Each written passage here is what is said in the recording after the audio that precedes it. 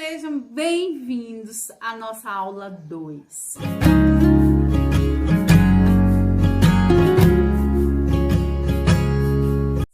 Agora, a gente vai falar sobre os elementos necessários ou não necessários para vocês montarem a mesa de leitura de vocês.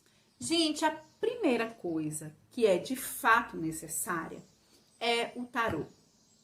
Eu vou solicitar que vocês comprem ou que vocês imprimam, não tem importância, um tarô de 78 cartas. Isso é muito importante. Quando vocês forem comprar o tarô de vocês, seja na loja, seja na internet. Se for na internet, olha a descrição do tarô. Sempre tem lá, tarô de 78 cartas com 22 arcanos maiores e 56 arcanos menores. É isso que a gente precisa. Na loja, a mesma coisa. Você vai perguntar para a pessoa que estiver te atendendo. Esse tarô aqui, ele tem 78 cartas? Se a pessoa disser sim, então é isso. É o que a gente precisa. E aí, agora a gente vai falar sobre elementos relacionados com a mesa de tarô. É muito importante a gente ter esse entendimento de que a gente pode tudo. O que a gente não pode é criar relações de dependência com as coisas. Muitas vezes, muita gente me pergunta a respeito de toalha. Ah, mas é verdade que não pode jogar sem uma toalha, que tem que ser uma toalha preta? Dentro da minha metodologia, isso não é uma verdade. Dentro da minha metodologia, você pode jogar em qualquer superfície, desde que ela esteja limpa. Não apenas por uma questão energética, mas principalmente para valorizar e conservar o seu tarô. E aí, você pode jogar em qualquer mesa que esteja limpa. Você não precisa necessariamente de uma toalha. Isso é uma também das mitologias, das mistificações em relação ao tarô. Muita gente acha que, inclusive alguns teóricos acreditam nisso, que precisa de ter uma toalha, que essa toalha preta vai transmutar as energias das cartas. E aí eu faço a seguinte pergunta para vocês. Fui para o instituto onde eu atendo, esqueci a toalha. Meu Deus, e agora? Não vou poder jogar porque não tem a toalha. Isso é dependência. É isso que a gente não quer que aconteça com vocês. Então, assim, tenham esse entendimento. Vocês podem, devem criar o set da maneira que vocês entenderem. Mas é muito importante que vocês tragam esse entendimento de que a limpeza energética, a blindagem energética é feita pela intencionalidade de vocês. Pela intenção que vocês colocam num banho, no momento de meditação com os pés no chão, sentindo, recebendo a energia da terra, é a intenção que vocês vão colocar, até mesmo num pensamento, num comando que vocês vão fazer, que vai trazer a transmutação necessária de qualquer energia que esteja ali naquele momento. E não a toalha. A vela. Algumas pessoas dizem, que tem que acender uma vela. Por que que tem que acender uma vela? Eu, particularmente, acendo uma vela, às vezes, não é sempre, mas geralmente num dia que eu sei que vai ser puxado, eu acendo uma vela para minha orixá dentro do meu quarto. E não é uma coisa que necessariamente tenha a ver com o tarô. É uma coisa que tem a ver comigo. É uma coisa que tem a ver com as minhas práticas. E aí, assim, vocês podem acender a vela. Ah, mas eu gosto de acender uma vela, Kelly. Tudo bem.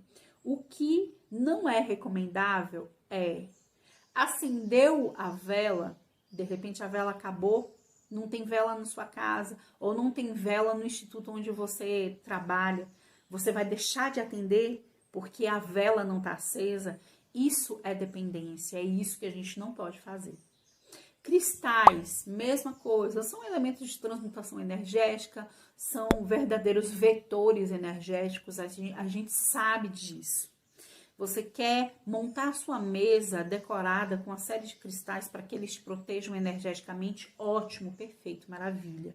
Mas o que não pode de repente, acontece alguma coisa, esses cristais são levados para um outro canto, você não tem cristais na sua mesa e você fala, eu não posso jogar porque não tem cristal. Isso é dependência. É esse tipo de mistificação que nesse módulo a gente vai tirar da cabeça. A história dessa toalha aqui. Eu sempre gostei de jogar em cima de mesas de vidro. Eu gosto de ver o que tem abaixo das cartas. Eu gosto de ver o chão. Por quê, Kelly? Porque é uma coisa muito minha, de ser ligada com a energia da água, de ser ligada com o elemento água. O vidro me lembra, a transparência do vidro me lembra muito água, então eu me sinto como se eu estivesse no meu habitat natural. Mas, depois de um tempo, eu teci com crochê essa toalha aqui que vocês estão vendo. E senti uma energia tão positiva nela que eu falei, eu vou começar a jogar com essa toalha. Eu jogo sempre com essa toalha? Não, só de vez em quando. Só jogo com essa toalha de vez em quando, quando eu sinto vontade. Tiro a maioria das fotos do tarô com ela, acho ela lindíssima, mas se um dia eu estiver indo para o instituto onde eu atendo e esquecer essa toalha em casa, ela não vai me fazer falta. Eu vou jogar lá no instituto da mesma maneira como eu jogaria sem a toalha. E aí, assim, a escolha do baralho. Muita gente me pergunta, como é que eu vou escolher o tarô que eu quero? Como é que vai ser isso? Como é que vai ser esse processo? E eu digo, a primeira escolha, ela é bastante racional. Ela é uma escolha onde a gente leva em consideração cor, tamanho, formato, preço. A segunda escolha, ela é uma coisa mais irracional. Porque, como muitos teóricos dizem, o tarô escolhe o consulente. Eu fui escolhida pelo Murra. Todo mundo que segue meu Instagram sabe essa história. De repente, um dia eu tava em um site sobre tarô e vi o arcano, o sol desse deck. E simplesmente me senti encantadíssima por ele, ao ponto de começar a procurar a respeito dele, de tentar achar essa figura em algum lugar, de tentar descobrir, porque eu não sabia qual era o nome. Quando eu descobri, vi que era um valor acessível, fiz a compra. Quando ele chegou, eu achei que ia ser um deck para jogos para mim. E quando eu peguei nele a primeira vez, eu falei, não, esse é o meu deck de trabalho. Continua sendo o meu deck de trabalho, inclusive, mesmo tendo outros tarôs que eu tenha comprado depois dele. A conexão que eu tenho com esse tarô é muito forte. E assim vai ser com vocês. Vai ter um momento da vida de vocês onde vocês vão se encantar completamente por um deck e vão escolher esse deck. Tarôs, tem vários nomes que a gente usa. Deck, baralho também, se a pessoa quiser falar, não, eu comprei um baralho de tarô, tudo bem, não tem problema. Eu comprei um tarô, eu comprei um deck de tarô, tudo é a mesma coisa. E assim, falando sobre o lugar de leitura, o que é o melhor indicado, o que é o melhor que você pode fazer? Se você tem um quarto na sua casa que está desocupado, transforme esse quarto em um ambiente de leitura. Coloque elementos que façam esse ambiente ser um ambiente agradável e torne esse lugar um estúdio de leitura do tarô. Isso se for possível. Kelly, mas eu não tenho quarto na minha casa. Não tem problema nenhum. As minhas leituras online eu faço aqui nessa sala. Aqui nesse espaço que vocês estão vendo. Quando uma cliente, de repente, precisa de um atendimento presencial, eu tenho um instituto aqui na cidade onde eu alugo uma sala e faço os atendimentos nesse ambiente. Aqui, enquanto eu tô fazendo o tarô, os meus filhos e o meu esposo ficam dentro do quarto porque isso é essencial. O cliente, a cliente, o seu consulente necessita de privacidade. Então, não tem como a gente fazer o jogo de uma pessoa aqui, enquanto tem outras pessoas conversando, outras coisas ao redor. Até porque é necessário uma concentração. É uma questão mesmo de concentração. Esse ambiente, ele precisa, claro, né? É muito importante que seja um ambiente de paz. E em um dos cursos que eu já fiz, uma pessoa me perguntou: Kelly, eu posso jogar em qualquer lugar? E aí eu perguntei o que é qualquer lugar. Aí essa pessoa me disse: não, eu posso pegar o tarô e levar para casa de um amigo e fazer jogos com ele. Aí eu falei que depende do que? Da egrégora do ambiente. Se for um lugar de paz, se for um lugar de tranquilidade, se for um lugar onde todas as pessoas estão bem, por que não? É super tranquilo. Mas, se for um lugar, por exemplo, onde as pessoas estão utilizando de drogas ilícitas, onde as pessoas estão em uma frequência vibracional muito baixa, não é recomendado. Um exemplo que as pessoas deram, e que é importante para a gente aqui, levar o tarô para uma mesa de bar e jogar numa mesa de bar é inaceitável. Ou, por exemplo, num ambiente muito sujo, numa mesa suja.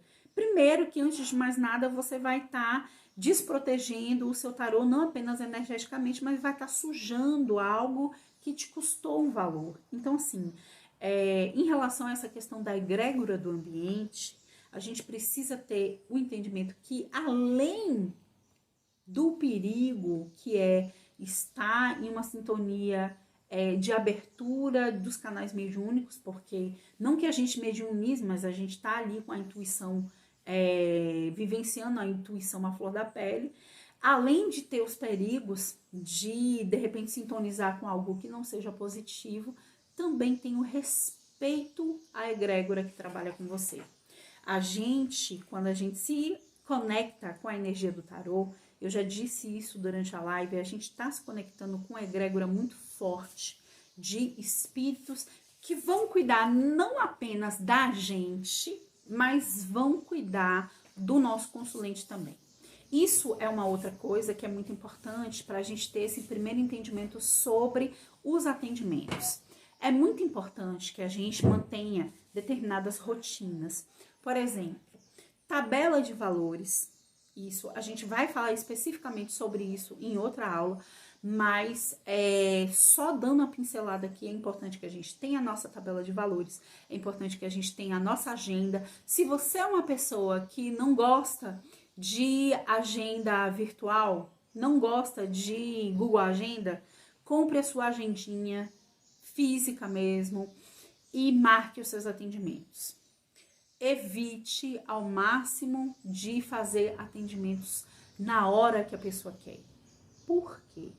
Por dois motivos. Primeiro, isso acaba trazendo um processo de dependência para o outro. Ele vai ter esse entendimento que na hora que ele sentir, que ele achar que ele precisa, você vai estar ali disposto para atender. E isso é muito ruim. É uma relação profissional que não se sustenta, porque acaba que gera um desgaste muito grande, porque às vezes a pessoa acostuma a chamar você em horários impróprios, ou achar que você pode e deve atender quando você já tem um atendimento marcado. Ou seja, marque, agende os seus atendimentos. De preferência, a pessoa te procurou hoje, agende para o outro dia, no primeiro horário possível. Por quê? Além de evitar esses desgastes que eu já falei para vocês, a gente também evita que essa pessoa, além de evitar esses desgastes relacionados a essa dependência que pode ocorrer, a gente está proporcionando um contato dessa pessoa direto com a egrégora espiritual que a gente trabalha. Ou seja, principalmente ao longo da noite que essa pessoa vai dormir, ela vai ser espiritualmente assistida pela egrégora espiritual que trabalha com a gente. E no outro dia, quando ela vier para fazer de fato a leitura, a consulta terapêutica com você, ela já vai estar muito mais tranquilizada, muito mais centrada, até mesmo para ouvir aquilo que o tarô tem para dizer para ela. Por quê? Na hora do desespero, a gente não quer saber verdades. A gente quer ser consolado. A gente quer que aquelas pessoas falem aquilo que a gente gostaria de ouvir. E não que aquelas pessoas falem, as pessoas que vão atender a gente, não que elas falem aquilo, a gente quer que elas falem aquilo que a gente quer ouvir. E de repente, se aquela pessoa fala uma verdade meio difícil de ser engolida, a gente fica naquele sentimento horrível, porque naquele momento a gente queria escutar aquilo que a gente acha que é correto, aquilo que a gente acha que seria bom pra gente, e não a verdade que o tarô traz. Em seguida, a gente vai falar sobre a leitura entre duas pessoas. Muita gente me pergunta, Kelly, eu posso ler para duas pessoas? E aí a resposta vai ser também, depende. Quem são essas duas pessoas? Qual o grau de intimidade ou de parentesco que essas pessoas têm? Geralmente, é minha amiga. Eu posso ir aí e fazer uma consulta terapêutica junto com a minha amiga? Eu vou perguntar com muita sinceridade. Eu vou falar, você tem certeza que é uma pessoa confiável, que é uma pessoa que você não tem nenhum tipo de trava para falar sobre as suas questões? Se a pessoa falar não, eu falo, então ok, né? A pessoa tá assumindo a responsabilidade. Ou, se de repente a pessoa falar, eu não sei, não tenho certeza, aí você vai falar, então, se você não tem certeza, é melhor que essa pessoa pode até te acompanhar, mas ela fica em outro cômodo esperando, para não ter acesso àquilo que vai ser dito para você ao longo da consulta. Mas, quando a gente vai falar sobre casal de namorados, quando a gente vai falar sobre companheiros mesmo de vida, a minha recomendação expressa para vocês é que vocês não façam, sob hipótese nenhuma, um jogo para o casal, um junto do outro. Por quê?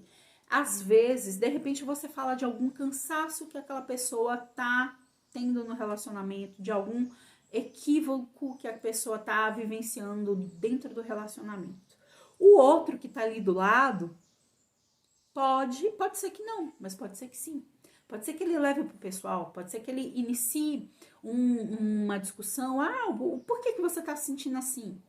Entende? Então, para evitar esse tipo de coisa, eu recomendo, isso não é uma obrigatoriedade, é uma recomendação. Eu recomendo que vocês evitem ao máximo fazer leituras para duas pessoas, para casais, para evitar esse tipo de constrangimento. Por quê? É constrangedor para vocês, é constrangedor para o consulente. Então, assim, o casal quer fazer um jogo, ótimo. Ou cada um marca um horário diferente, ou os dois vêm, mas ficam em cômodos separados para que as leituras se façam. Gente, a gente encerra essa aula por aqui. Vou pedir a vocês que mandem as dúvidas de vocês. Eu sei que essas questões, principalmente de montagem da mesa terapêutica, trazem muitos questionamentos.